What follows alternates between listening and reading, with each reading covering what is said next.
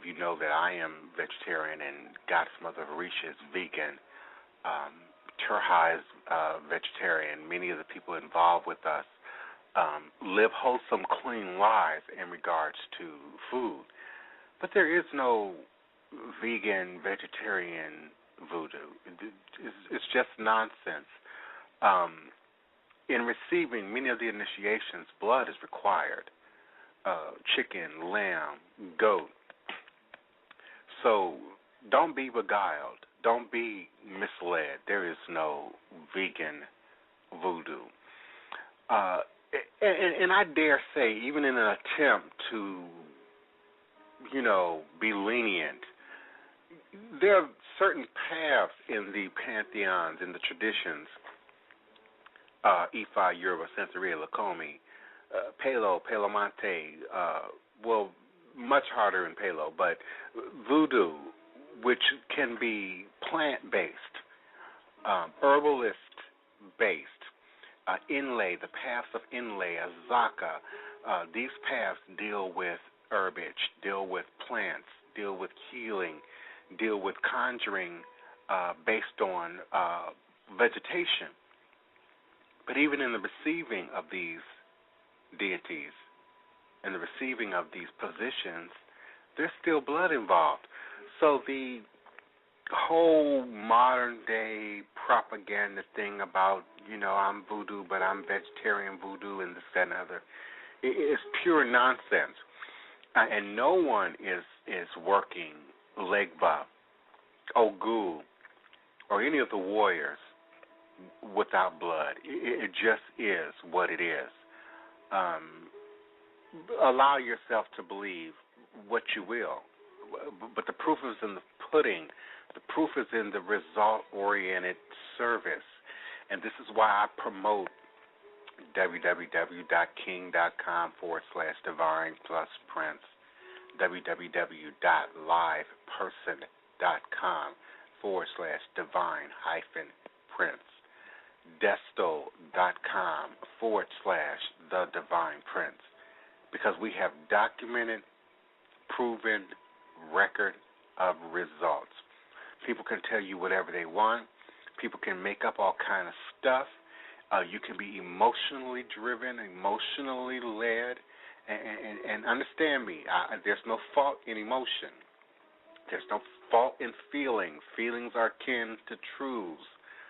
But when it comes down to the facts of the rituals themselves and the processes themselves, we must be actual and factual. We must do our research. We must do our homework. We must know what we're getting into. We must know what we're investing our money and our time and our faith into. Otherwise, we will continue to be misled. And many of you are getting angry with the misled and are now wanting to cut your nose off to spite your face, are now wanting to throw the baby out with the bathwater, and are now claiming Pan-Africanism with no connection to religion, with no connection to spirit. And that's not African. That's European. That's Babylon. That's why we have the world and the condition that we have now.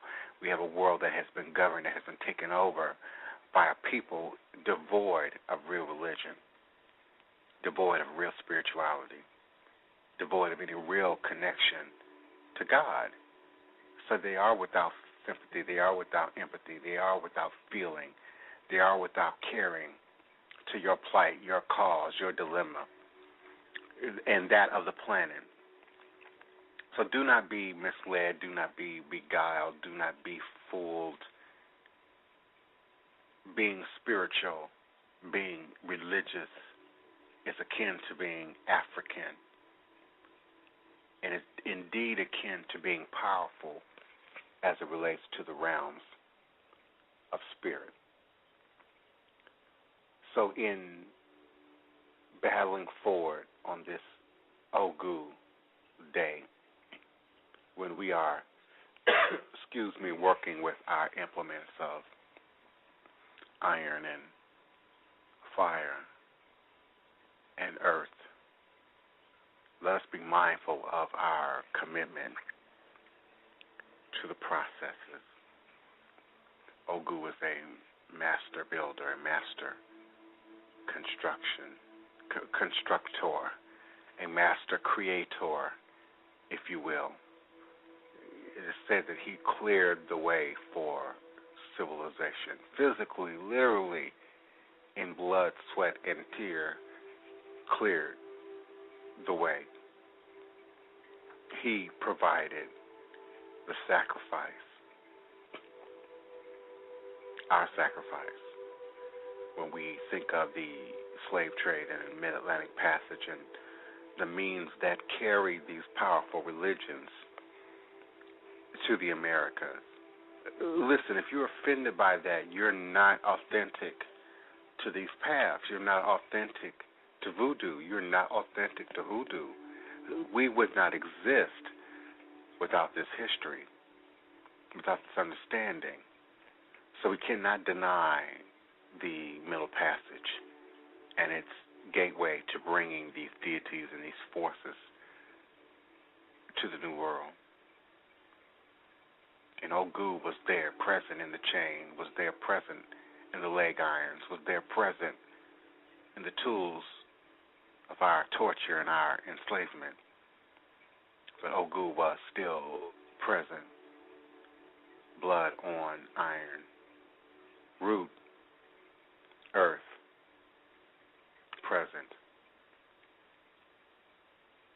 Azaka inlay the forces of herbology would not exist without Ogu, Papa Ogu, Brother Ogu, cutting the way, creating a way for cultivation of plant, vegetable, fruit, herb, wood, ultimately leading to forging of steel, metal, iron, copper, gold, silver, zinc.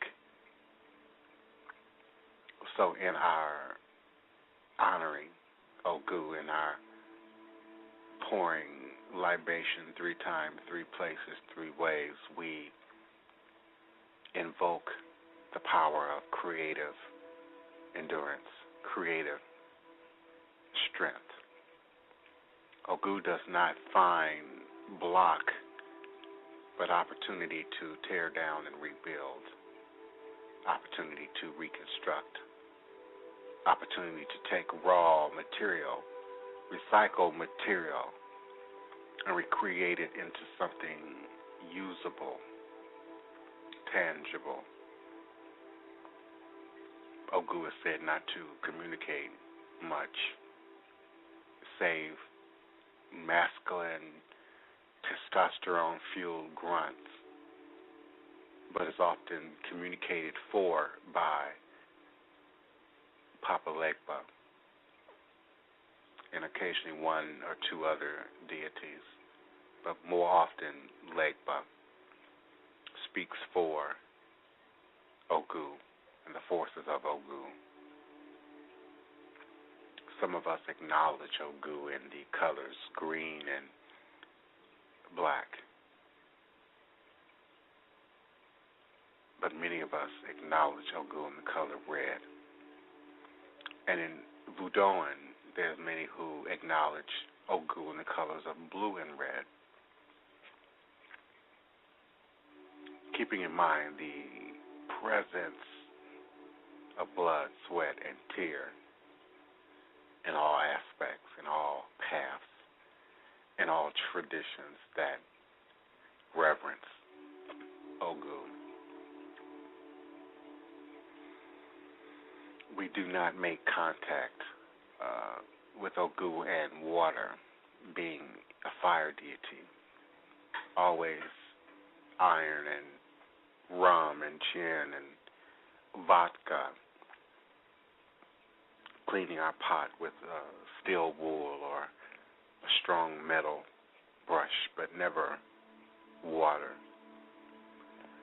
We don't pour libation to Ogu with water. We always use a liquor, a fire liquor, usually a clear fire liquor like gin or vodka.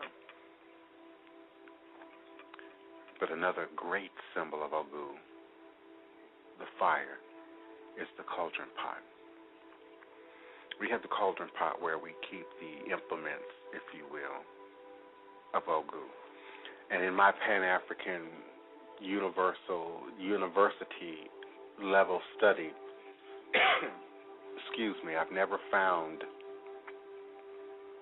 an Ogu without a pot, without implements of hammers and tools and chisels and machetes anywhere in the Pan-African traditions.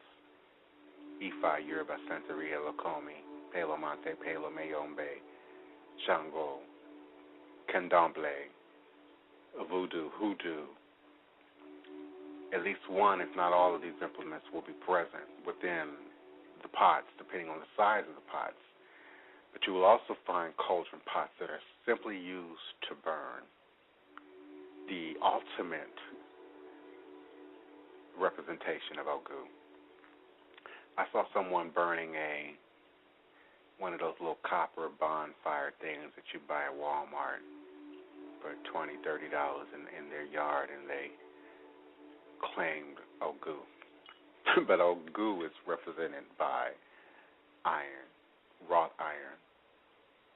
Most typically the pot, the cauldron pot. We set up Ogu along with our warriors in Congo Square every Sunday. And we have a incinerating pot where we offer herbs and sage and rue and hydron and frankincense and myrrh and other things that we incinerate in the pot.